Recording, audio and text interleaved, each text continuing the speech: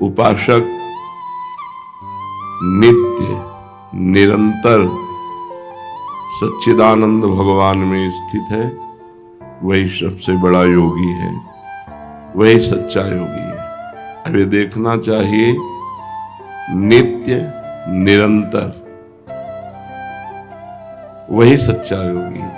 तेषाम सतत युक्ता नाम भजताम प्रीति पूर्वकम ददामि बुद्धि योगम तम ये न माम उपयांति ते। इसके आगे कुछ नहीं, सबसे बड़ा योग, ज्ञानियों से भी बढ़कर, तपस्वियों से भी बढ़कर और कर्म योगियों से भी बढ़कर के भगवान ने अपने परम प्रेमी भक्त को बताया है। हर समय भगवान का चिंतन,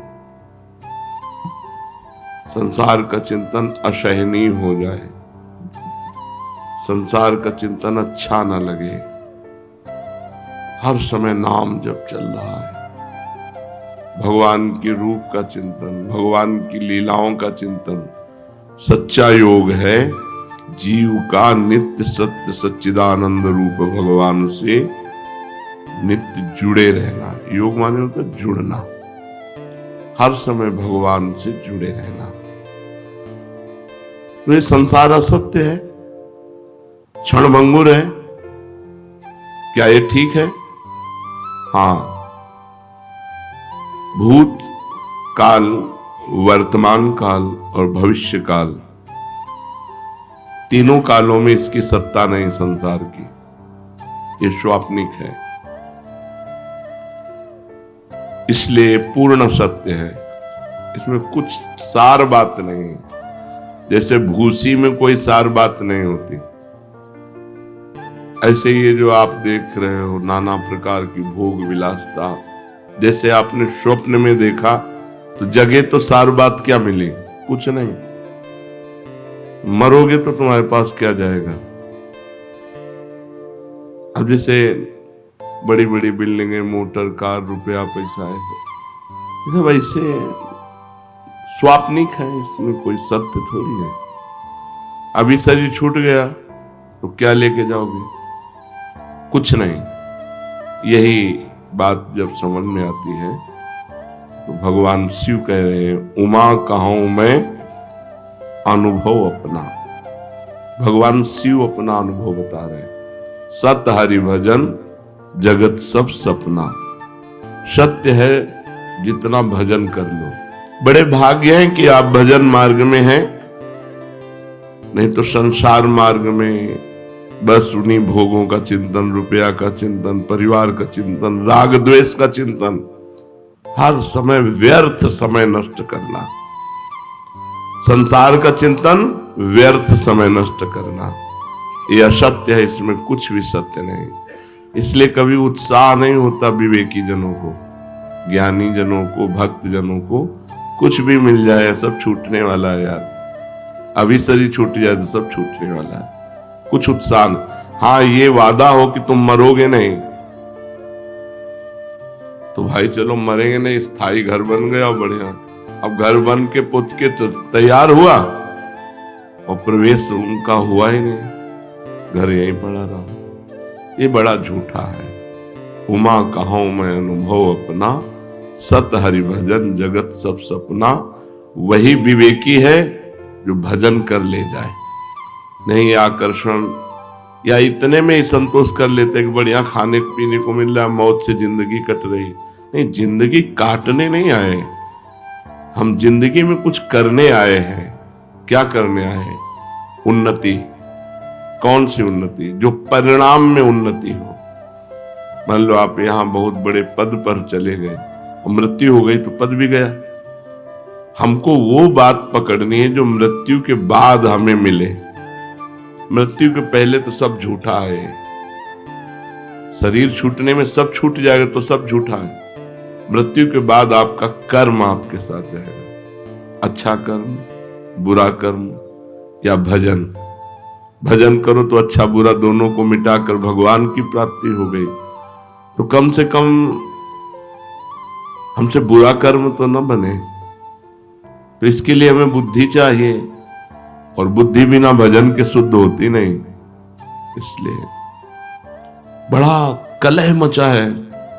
जब संसार का हमें कुछ दर्शन होता है तब लगता है ऐसा संसार है, थोड़ी थोड़ी बात के लिए। दूसरा पुरुष मिल गया, पत्नी ने अपने पति को जहर खवा दिया, बड़ी चालाकी से। अगर भजन नहीं है तो बुद्धि शुद्ध नहीं है। बुद्धि जब तक भगवान के चरणों का चिंतन नहीं होगा तब तक ये नष्ट करती रहेगी। अगर भगवान का भजन नहीं है तो आप गृहस्थी में भी प्रेम पूर्वक नहीं रह सकते। वासना ही तो है। जब अपने पति में संतुष्टता नहीं तो विश्व में संतुष्टता नहीं होगी, चाहे जितना पाप कर लो। जब अपनी पत्नी में संतुष्टता नहीं तो विश्व में चाहे जितनी स्त्रियों के साथ, वो सब पाप कर्म। तो बुद्धि शुद्ध करने के लिए अगर नाम जब सत्संग है तो बुद्धि शुद्ध हो जाएगी, नहीं तो घोर अशुद्ध होती चली जाएगी। और अशुद्ध बुद्धि ऐसी जगह फंसा देगी जहां लाभ नहीं। भजन के बिना राक्षसी भाव पर शासन नहीं हो सकता, और राक्षसी भाव सबके अंदर है। सुमति कुमति सबके उर रहे। सबके हृदय में सुमति है और कुमति है, सुंदर बुद्धि है और असुंदर बुद्धि, राक्षसी बुद्धि है। यदि हम सत्संग सुनेंगे, नाम जप करेंगे तो सुंदर बुद्धि की वृद्धि होगी, और वो हमको अनुभव कराएगी कि संसार में सब कुछ झूठा है। फाइनल में देखो तो सब कुछ झूठा है, लेकिन कोई मानने के लिए तैयार नहीं कि झूठा है। एक एक रुपया, एक एक वस्तु ऐसे सजो सजो के, सीमेंट ऐसी आनी चाहिए कि कल्प तक विनाश ना हो। वो अपना मरने के लिए तैयार है, उनका कुछ पता नहीं कब। बड़ा संसार में क्लेश ही क्लेश है। आप लोग बचे हुए हो, धाम में हो ना, इसलिए असत संसार में भजन बहुत आवश्यक है, बिल्कुल आवश्यक है। जैसे जीने के लिए श्वास आवश्यक है, ऐसे जीवन बिताने के लिए भजन आवश्यक है। यदि भजन नहीं तो बुद्धि कहीं भी बिगड़ जाएगी और फंसा देगी। ब्राह्मी स्थिति में कब रहना चाहिए? अरे हर समय रहना चाहिए, क्योंकि कभी भी मृत्यु हो सकती है। ब्राह्मी स्थिति उसे कहते हैं, मैं शरीर नहीं हूं, मैं भगवान का जो स्वरूप हूं, अपने स्वरूप में स्थित रहना, न तन से न मन से किसी से कोई मतलब नहीं। भक्ति में उसी को जब भागवती की स्थिति कहते हैं, वो भगवान के चिंतन में है। हर समय भगवान के चिंतन में रहना चाहिए, नहीं धोखा है, कब मर जाए कुछ पता नहीं। एक गाय को इधर बांध दिया रोड के किनारे, और उसका गोबर उठा रही थी, और एक ट्रक आया, पीस गया।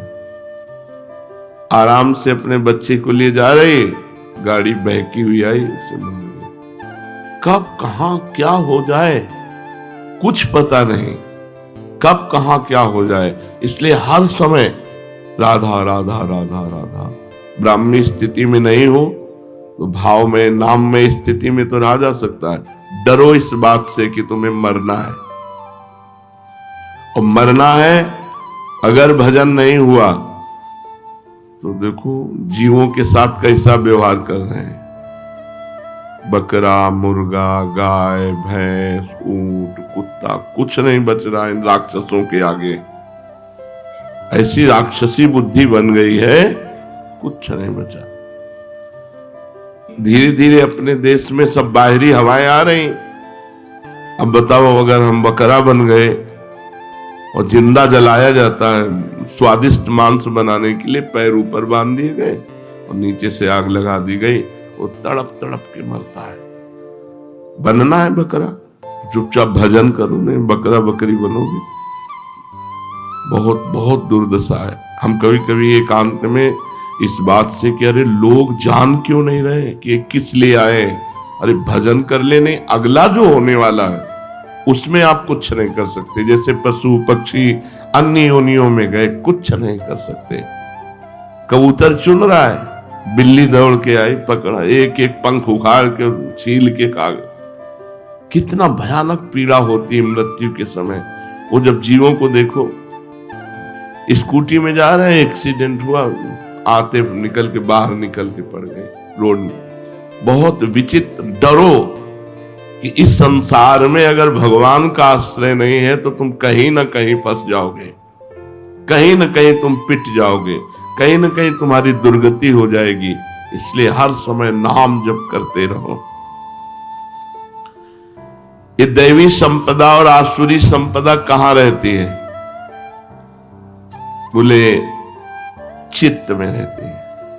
जो चित्त वासुदेव का चिंतन करता रहता है, चित्त के अधिष्ठात्र देवता भगवान वासुदेव है, उसमें दैवी संपदा वास करती है। और जो चित्त संसार का चिंतन करता रहता है, उसमें आसुरी संपदा वास करती है। बहुत ध्यान देने योग्य बात है। चित्त का चिंतन नहीं छूटना चाहिए भगवान का। अगर चित्त का भगवान से चिंतन है तो दैवी संपदा जागृत हो जाएगी, और अगर संसार का चिंतन है तो आसुरी संपदा। आज प्रायः लोग प्रश्न करते हैं, बहुत उद्वेगित हैं, चिंतित हैं, अशांत हैं, परेशान हैं। क्यों? क्योंकि संसार का चिंतन हो रहा है। देखो, 6 घंटा नींद में सोते हो तो कितना अच्छा लगता है, क्योंकि संसार का चिंतन नहीं होता। अगर जागृत में 6 घंटा संसार का चिंतन छोड़कर भगवान का चिंतन करो तो परमानंद में डूब जाओगे। संसार का चिंतन ही आसुरी संपदा है, भगवान का चिंतन ही दैवी संपदा है। सारे सद्गुण उसके हृदय में आ जाते हैं जो भगवान का चिंतन करता है। ये आसुरी संपदा और दैवी संपदा दोनों चित्त में रहती हैं। अगर चिंतन भगवान का अधिक तो दैवी संपदा जागृत हो जाएगी, चिंतन संसार का अधिक तो आसुरी संपदा जागृत हो जाएगी। बंधन और मोक्ष क्या है? संसार के प्राणी पदार्थों का चिंतन करना ही बंधन है और भगवान का चिंतन करना मोक्ष है। तुम भजन कर रहे हो, अभी मुक्त हो, हर समय भजन करो। लोग शरीर सुख के लिए परेशान हैं, और शरीर का सुख त्यागने से आनंद प्राप्त होता है, और शरीर सुख में आनंद प्राप्त करना चाहते, बस यही परेशानी। जीते जीते सब आंखें खराब हो रही, कान खराब हो रहे, पता नहीं क्या क्या। अब तो बड़ी विचित्र समस्याएं हैं। हम सच्ची कहते हैं, हर समय मन इस बात से व्याकुल रहता है कि ये लोग जाने यार काहे को परेशान हो रहे हैं, किसमें समय बर्बाद कर रहे हैं। सबको समझना चाहिए हम आए किस लिए। एकमात्र केवल भगवान की चर्चा, भगवान का चिंतन करते हुए, सांसारिक कार्य करते हुए। बंधन क्या है? संसार का चिंतन। मोक्ष क्या है? भगवान का चिंतन। संसार के प्राणी पदार्थ में ममता ही बंधन है, और भगवान के चरणों में ममता मोक्ष है। तो ममताहीन कैसे बने? क्योंकि ममता शरीर में है, शरीर के संबंधियों में है, भोगों में है। कैसे ममता हटे? खूब सत्संग सुनो और भगवान का चिंतन करो, इसी से ममता चली जाएगी। सबकी ममता ताग बटोरी, मम पद मने बांध बर डोरी।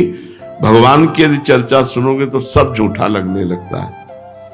हम आपको सच्ची कहते हैं, आज तक हमें कभी ये नहीं दिखाई दिया कि ये हमें प्यार करता है।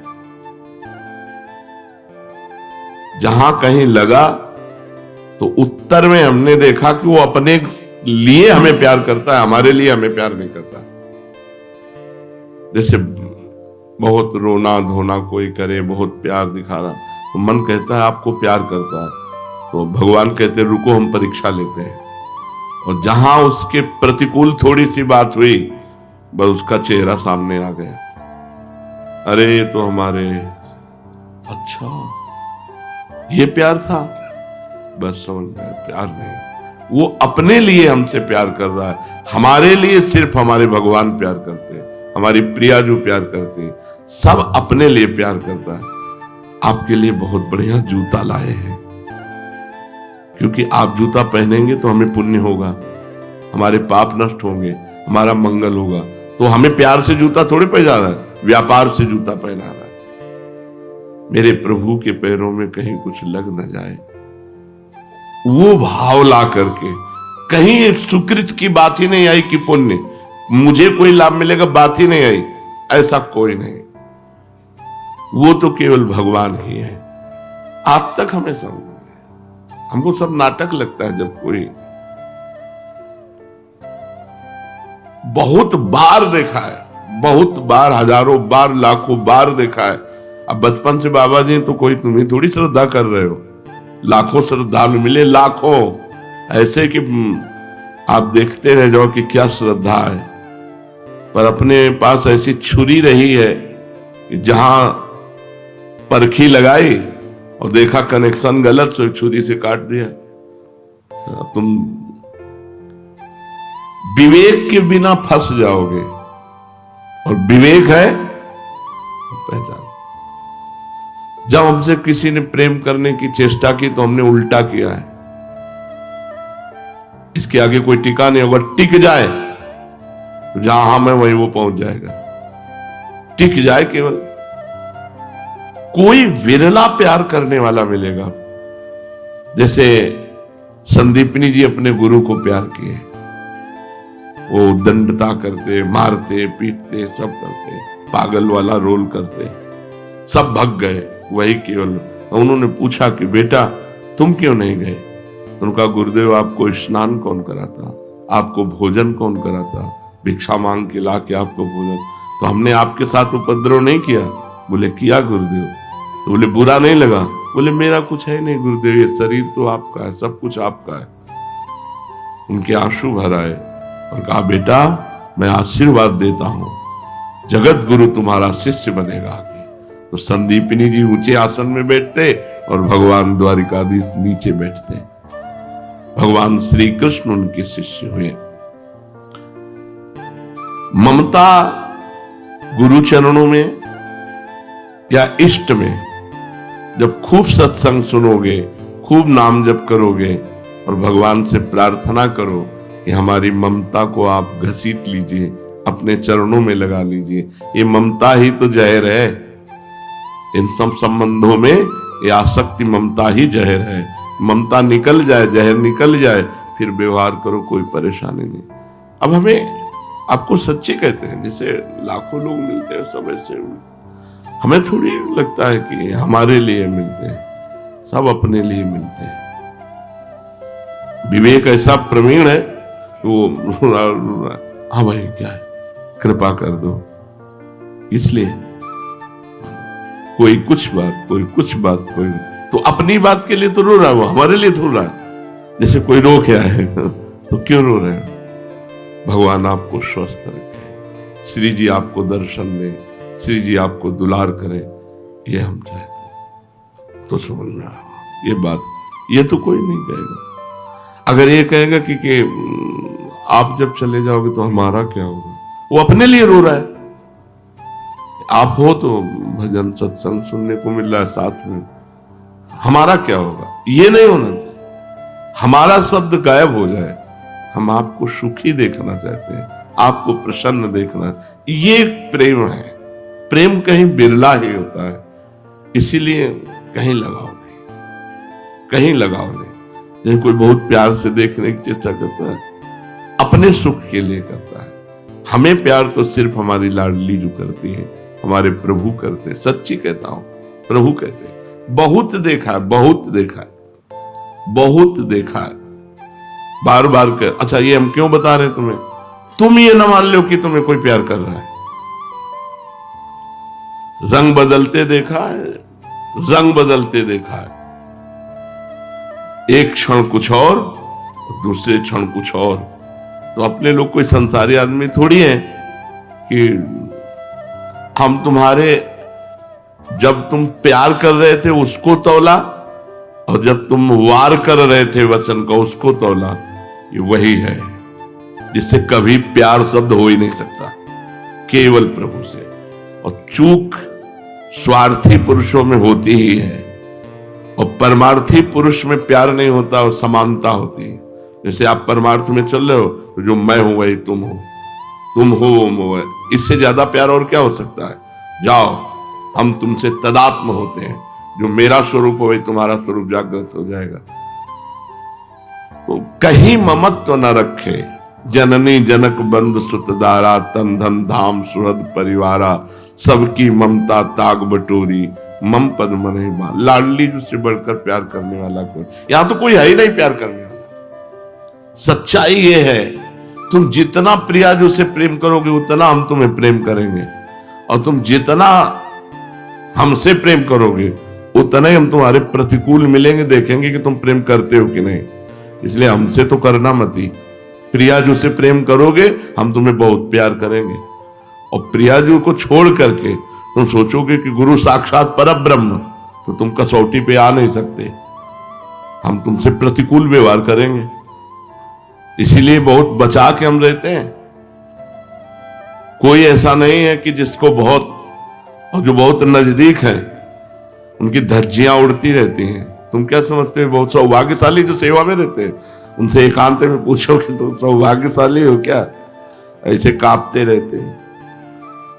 ममता कहीं नहीं रखनी प्यारे, बस ये सत्संग की सार बातें इस समय हुआ करती हैं। ममता कहीं नहीं रखनी, सब में भगवान का भाव रखकर। केवल नाटक है, यहां कोई प्यार नहीं करता, कोई प्यार नहीं करता। प्यार का मतलब होता है आपके लिए, ऐसा केवल प्रभु करेंगे अपने लिए। आप मेरे अनुकूल हैं इसलिए मैं आप, और प्रतिकूल जब हो, बहुत तरह की प्रतिकूलता होती है। आप हमें खूब सेवा कर रहे हो, हम इनको माला पहना रहे हैं, इनकी तरफ देख रहे हैं, इनको दुलार कर रहे हैं, और तुमको दकार है, फिर भी आपका प्यार कि हम तो आपसे प्यार करते हैं, हमारे साथ क्या व्यवहार करते हो हमको इससे थोड़ी लेना देना, हम आपसे प्यार कर। ये केवल भगवान और भगवान के प्रेमी भक्तों में बात मिलेगी, अन्यत्र नहीं। इसलिए अपने जीवन में किसी से प्यार ना करें, किसी से ममता ना करे, नहीं तो हम संसार में फंस जाएंगे। हिरन में ममता कर ली, प्यार कर लिया, तो अगला जन्म हिरन का हुआ। निरपेक्ष रहे, और यहां कोई प्यार नहीं करता। बार बार इसलिए कह रहा हूं कि हमको लगता है हमें कोई प्यार करे, हमें लगता है कोई हमें प्यार करे, तो इस धोखे में न रहना कि यहां कोई तुम्हें प्यार करेगा, तुम्हारा शोषण करेगा, तुम्हें भ्रष्ट करेगा, तुम्हें श्री जी से हटा देगा। श्री जी से जोड़ने वाला प्यार तो केवल इष्ट और गुरु का होता है। मोक्ष में और भगवत प्रेम में क्या अंतर है? वैसे तत्वता तो कोई खास अंतर नहीं है, पर अंतर रहता है। एक तरंग समुद्र में मिल गई, ये हुआ मोक्ष। जैसे दो चीटा चीनी के बोरे में लगे थे, चीनी कढ़ाई में पलटाई गई तो एक चीटा चीनी के साथ चीनी बन गया, यह है मोक्ष। और दूसरा चीटा बोरे के बाहर लगा हुआ उसका स्वाद ले रहा है चीनी का। तो इसे सही माने में कौन से चीटे का सौभाग्य माना जाए? जो स्वाद ले रहा है, जो चीनी बन गया वो तो चीनी बनी गया। इसीलिए यहां कहते हैं कि रसाद्वैत है, एक ज्ञानाद्वैत होकर ब्रह्ममय हो गया, और दूसरा रसाद्वैत होकर रस का स्वाद लेता रहता है। इसलिए मोक्ष को भी प्रेमी जनों ने ठुकरा दिया है। मोक्ष का मतलब है समुद्र की तरंग, तरंग नाम हट गया, वो समुद्र हो गया, अगाध समुद्र, तभी हम ब्रह्मास्मि। लेकिन भक्तजन अद्वैत रहते हैं। कैसे अद्वैत रहते हैं? अपनी ही सुदिना रही, एक रहे नंदलाल, पर वो स्वाद लेते हुए वो नंदनंदन नहीं बन जाते।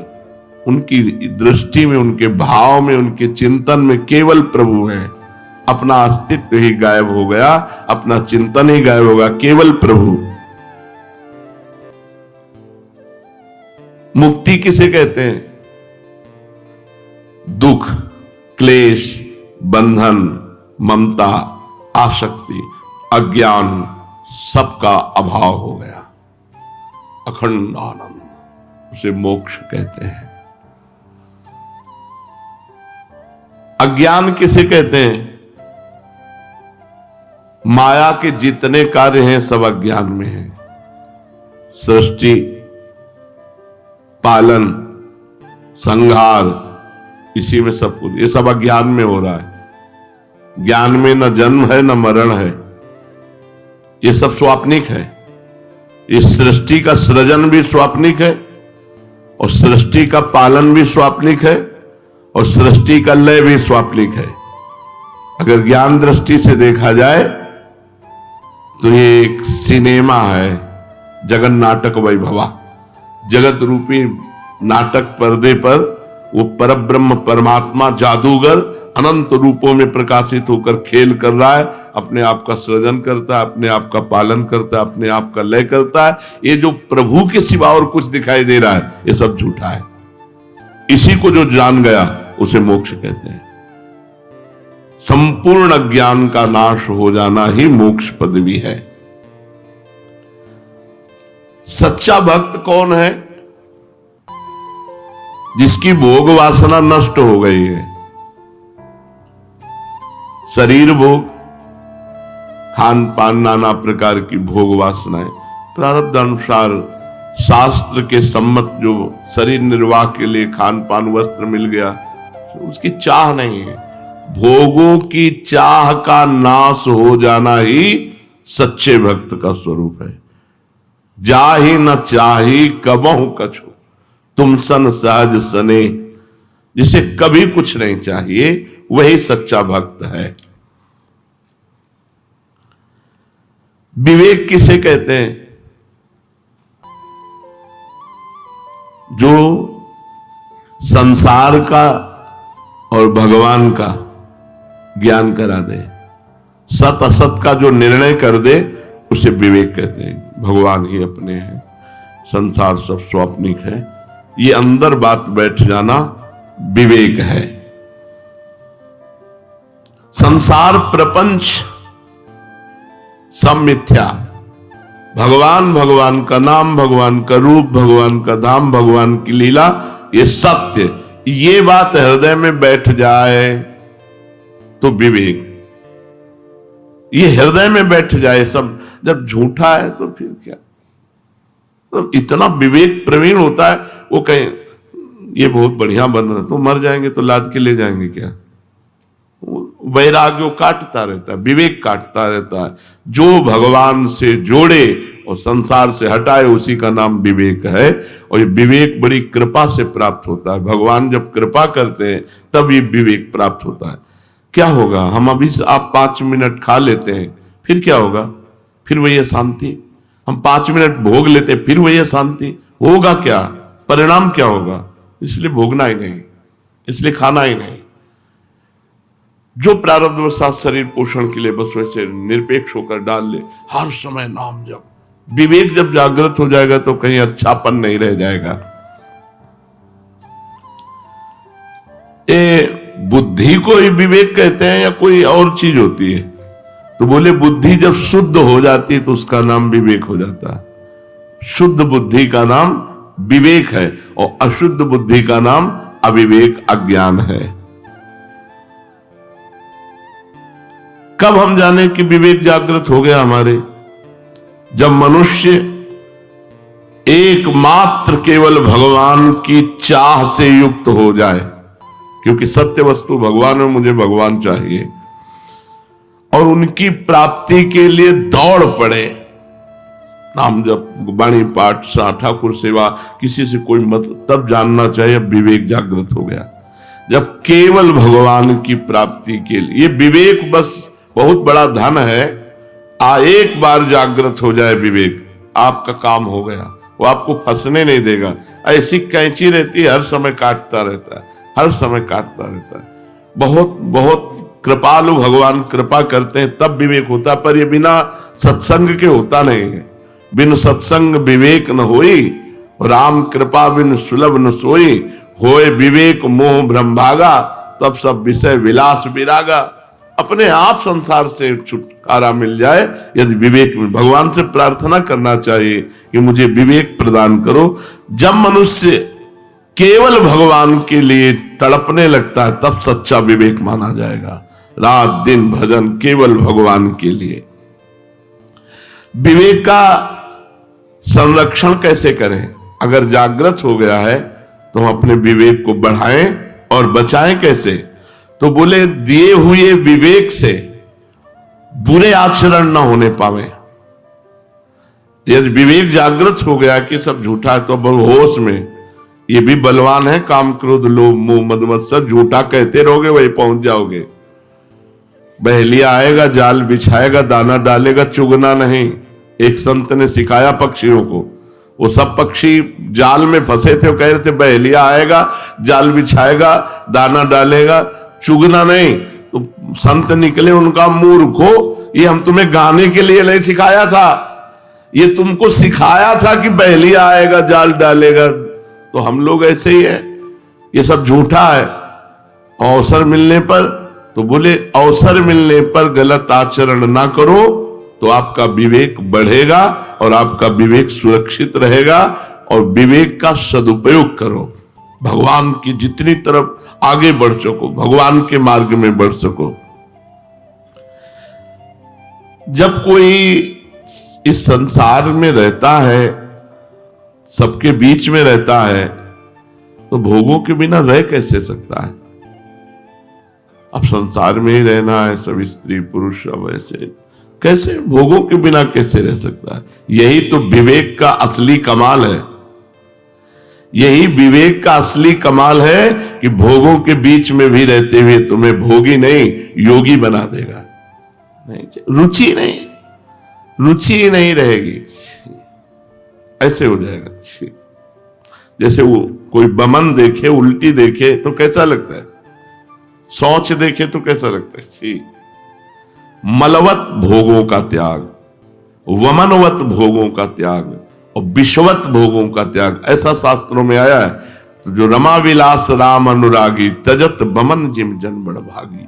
विषय भोगों के बीच में रहते हुए अच्छी नहीं, परम पवित्र शरीर, परम पवित्र विचार, क्योंकि विवेक है ना, वो छूना भी नहीं चाहता किसी को, किसी भोगों की तरफ बात जाने दो। ये पवित्रता जरूरी है। जितना आप निरपेक्ष रहेंगे तो आपका मन पवित्र होगा, और जितना आप अस्पृश्य रहेंगे, छुएंगे नहीं, तो तन पवित्र रहेगा। रहना चाहिए, जल्दी किसी को टच नहीं करना चाहिए। उससे आपके अंदर पवित्रता जब बढ़ेगी तो आप समझो भोगों की तरफ अपने आप अरुचि हो जाएगी। और यही हमारी साधना का फल है कि कोई भोग हमें अच्छा न लगे। कौन सा भोग अच्छा है, कौन सा अच्छा है, विचार करके देखो। पर ये कहते रहोगे है क्या, वहीं पहुंच जाओगे। अगर भजन नहीं हुआ, भगवान की शरणागति नहीं हुई, बहुत बहुत सावधानी। भजन आपका आनंद क्यों नहीं देता? ये खामियां हैं, ये कमियां हैं। आप एकांत में अपने चरित्र को अपवित्र कर दो और खूब माला चलाओ तो आपको भगवदानंद अनुभव नहीं होगा। और थोड़ा भजन कम हो लेकिन चरित्र पवित्र है तो हृदय में स्वाभाविक आनंद आता रहेगा।